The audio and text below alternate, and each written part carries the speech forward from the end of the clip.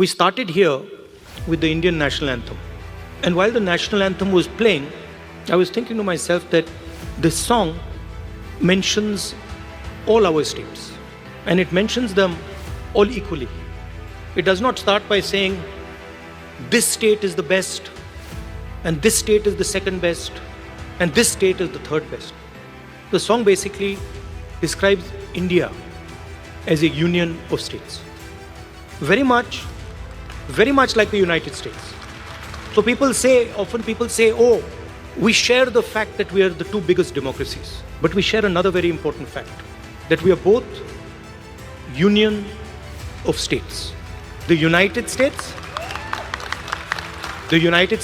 whose national anthem we also played, and in our constitution, it's clearly stated, India, that is Bharat, is a union of states.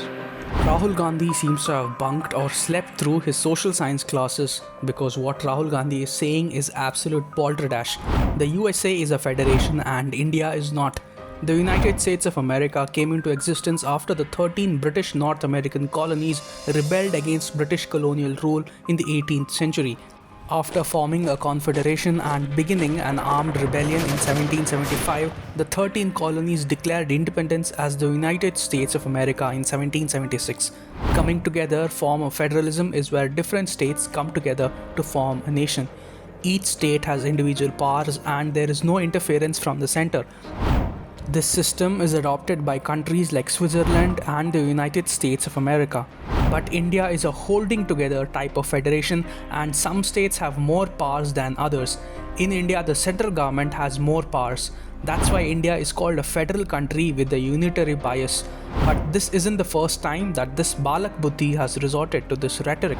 He has been consistently lying through his teeth about India being a union of states in an attempt to sow the seeds of separatism. India is not described as a nation, it is described as a union of states. Congress leader Rahul Gandhi has been repeatedly claiming that India is not a nation but a union of states. India is not described as a nation, it is described as a union of states. According to Rahul Gandhi, the states of India, the people of India, have come together to form the union. Rahul Gandhi thinks that by repeating a lie 1,000 times it will become the truth. But here's the truth which Rahul Gandhi is trying really hard to distort.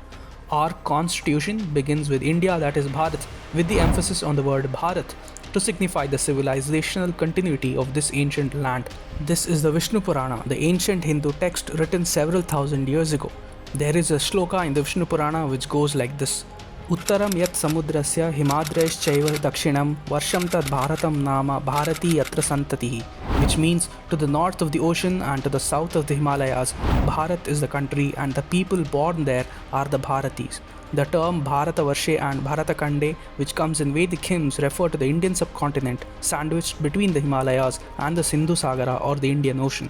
From this, it is clear that even in ancient times, the people of this land called Bharat had a sense of nationhood.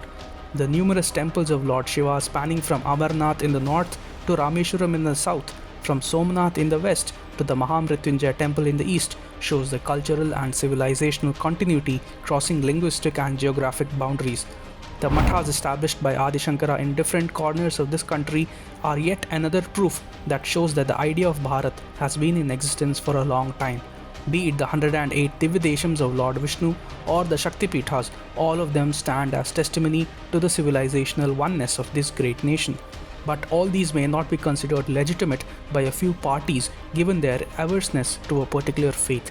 So here are a few quotes of our nation's first Prime Minister, Jawaharlal Nehru. In his famous Tryst with Destiny speech made on the occasion of Indian independence, Nehru said, "A moment comes which comes but rarely in history when we step out from the old to the new, when an age ends and when the soul of a nation long suppressed finds utterance.